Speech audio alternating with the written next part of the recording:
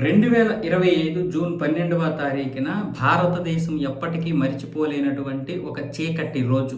ఆ రోజు బోయింగ్‌కి చెందినటువంటి ఎయిర్ ఇండియా 171 విమానం కూలిపోయి 260 మంది చనిపోయారు. ఈ 260 మంది చనిపోతే దీనికి ఇప్పుడు బోయింగ్ మరి తప్పుదోవ పట్టిస్తుందా? లేకపోతే ఇంకెవరైనా తప్పుదోవ పట్టిస్తున్నారో తెలియదు గానీ, నిజంగానే మరి పైలట్లే దీనికి ప్రధాన కారణమా అన్నది తెలియదు గానీ, భారత ఇన్వెస్టిగేటర్లు చేస్తున్నటువంటి దర్యాప్తులో ఆ మొట్టమొదట ఎవరైతే ఈ కమాండర్‌గా వ్యవహరించారో అందులో ఆ కమాండర్ అయినటువంటి సుమిత్ సబర్వాలే ఈ యొక్క ప్రమాదానికి కారకుడిగా ఇటలీకి చెందినటువంటి కొరియరే డెల్లా సెరా అనే ఒక వార్తాపత్రిక ఒక న్యూస్‌ని బయటపెట్టింది నిన్న బుధవారం రోజు.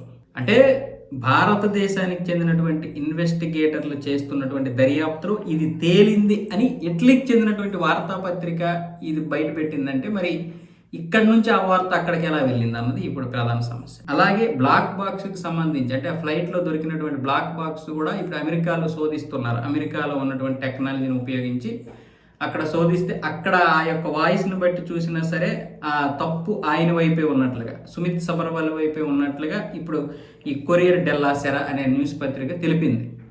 అంటే ఈ విషయాలన్నీ మరి ఈ న్యూస్ పత్రిక ఎక్కడికి వచ్చాయో ఎలా వచ్చాయో తెలియదు కానీ మొత్తానికైతే ఇప్పుడు సుమిత్ సబర్వాల్ని ముందుకు తీసుకొచ్చి మొత్తం ఈ విమాన ప్రమాదంని ఆయన మీద నెట్టేస్తున్నారా, లేకపోతే నిజంగానే ఆయన ఏదైనా మానసిక క్షోభ ఉన్నాడంటే మరి అలాంటిది ఏమీ లేదు. అంత మైండ్ మంచిగా ఉంటేనే పైలట్లు అవుతారు అలా ఒక్కొక్కసారి తప్పదు. కానీ మరి దీన్ని బోయింగ్ ఏమైనా తప్పుదోవ పట్టిస్తుందా?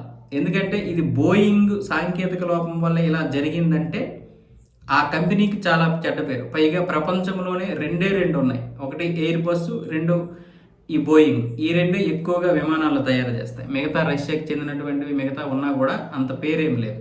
ఈ బోయింగే నెంబర్ 1 ఇప్పుడు విమానాలు తయారు చేసేటటువంటి సంస్థల్లో. సో ఇలాంటి పరిస్థితుల్లో బోయింగ్కి ఏమీ రాకుండా అమెరికా కాపాడే ప్రయత్నాలు ఏమైనా చేస్తుందా అన్న విషయం కూడా ఇప్పుడు ఇది ఆలోచించాల్సినటువంటి విషయం. నిజంగానే లేకపోతే సుమిత్ సబర్వాల్ ఇలా ఏమైనా మానసిక క్షోభతోనో లేకపోతే ఏదైనా కారణాలతో దాన్ని అలా చేయలేదా, అంటే ఈ ప్రమాదానికి కారకుడయ్యాడా అన్న విషయంలో కూడా ఇంకా తేలాల్సి ఉంది. కానీ ఇటలీకి చెందినటువంటి ఈ వార్తాపత్రిక ఎలా బయటపెట్టింది అయితే ఇక్కడ డేటా ప్రకారం సుమిత్ సబర్వాల్ మీదే ఆ తప్పంతా చూపిస్తున్నట్లుగా ఇక్కడ ఈ కథనం తెలుపుతుంది. ఏంటంటే ఫ్లైట్ డేటా రికార్డర్ విశ్లేషణ కూడా సబర్వాల్ వైపే తప్పు చూపిస్తుంది. ఇంజిన్లు పనిచేయని క్రమాన్ని పరిశీలిస్తే మొదట కెప్టెన్ సుమిత్ సబర్వాల్ కూర్చొని ఎడం వైపు ఇంజిన్ షట్ డౌన్ అయిందని, ఆ తర్వాత కుడివైపు ఇంజిన్ షట్ డౌన్ అయిందని తెలుస్తుంది. ఆ సమయంలో విమానాన్ని సబర్వాల్ పర్యవేక్షిస్తుండగా ఫస్ట్ ఆఫీసర్ కుందర్ కుడివైపు కూర్చొని విమానాన్ని నడుపుతున్నారు. విమానాన్ని పైకి కిందకి పక్కలకు తిప్పడానికి పైలట్లు తమ ఎదురుగా ఉండే కంట్రోల్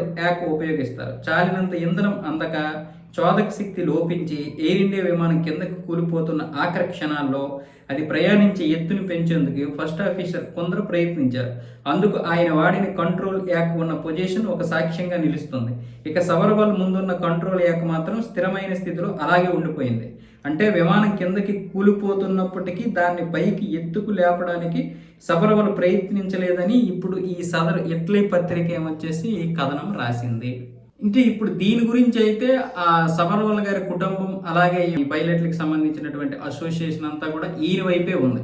ఇదంతా కూడా పక్క ప్లాన్తో ఆయన మీద నెపాన్ని నెట్టేసి ఎవరినో రక్షిస్తున్నారు అన్న విధంగా ఇప్పుడు పైలట్ల అసోసియేషన్ అయితే ఆరోపణలు చేస్తుంది. ఇంకా దీని మీద పూర్తిగా దర్యాప్తు జరగాలి.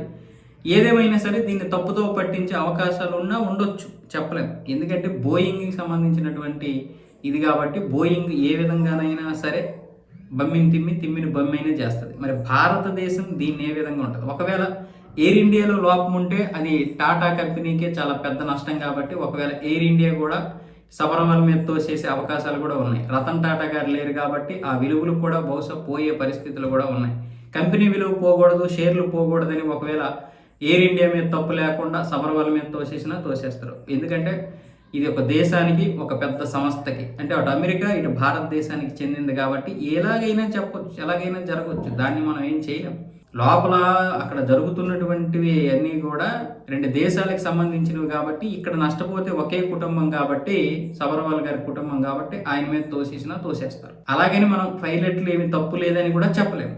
ఇక్కడ పైలట్లు తప్పు లేదు అని నువ్వు ఎలా చెప్పగలవు? ఒకప్పుడు చాలామంది అంటే మానసికంగా అంత బాగానే ఉన్నా కూడా మెంటల్ స్టడీ బాగానే ఉన్నా కూడా చాలామంది కావాలనే విమానాలని పూర్తిగా క్రాష్ చేసినటువంటి పరిస్థితులు ఉన్నాయి. కాబట్టి దీన్ని కూడా మనం చేయలేము. కానీ ఈ విధంగా చూస్తే 30% ఆ యొక్క ప్రమాదం జరిగినట్లు తెలుస్తుంది. కానీ ఇక్కడ మొత్తం వీళ్ళు చెప్తున్నట్లుగా దర్యాప్తులో ఆయన వైపే వేలు చూపిస్తున్నట్లుగా మనకి ఎలా కనిపిస్తుందంటే బోయింగ్ మీదే అన్ని ఏళ్ళు చూపిస్తున్నట్లుగా ఉంది. దాని గురించి ఎవరు చెప్పడం లేదు. బోయింగ్ విమానాలు చాలా వరకు సాంకేతిక లోపాలు వస్తున్నాయి. మన ఇప్పుడు ఎయిర్ ఇండియా తర్వాత అనేక బోయింగ్ విమానాలు కూలిపోయాయి. అంతకుముందు అనేక విమానాలు కూలిపోయాయి. దాన్ని కప్పిపుచ్చుకోవడానికి కూడా ఇప్పుడు ఇచ్చేయచ్చు. ఇది పెద్ద ప్రమాదం కాబట్టి ఎవరి వైపు తప్పు ఉంటే అది పెద్ద ఇష్యూ అవుద్ది. బోయింగ్ వైపు ఉంటే బోయింగ్ కంపెనీ షేర్లు పడిపోతాయి. అంతేకాకుండా దాని యొక్క వ్యాపారం పడిపోద్ది, వాణిజ్యం పడిపోద్ది, అమెరికాకి చాలా నష్టం వస్తుంది. ఒకవేళ ఎయిర్ ఇండియా తప్పు ఉంటే ఆ నిర్వహణ కరెక్ట్గా లేకపోతే ఎయిర్ ఇండియా నష్టం వస్తుంది, ఎయిర్ ఇండియాకి షేర్లు పడిపోతాయి. దాని యొక్క ఇది భారతదేశం మీద పడుతుంది. సో ఒక వ్యక్తి మీద తోసిస్తే పెద్ద ఇది కాదు కాబట్టి అలా తోసేసినా తోసేస్తారు.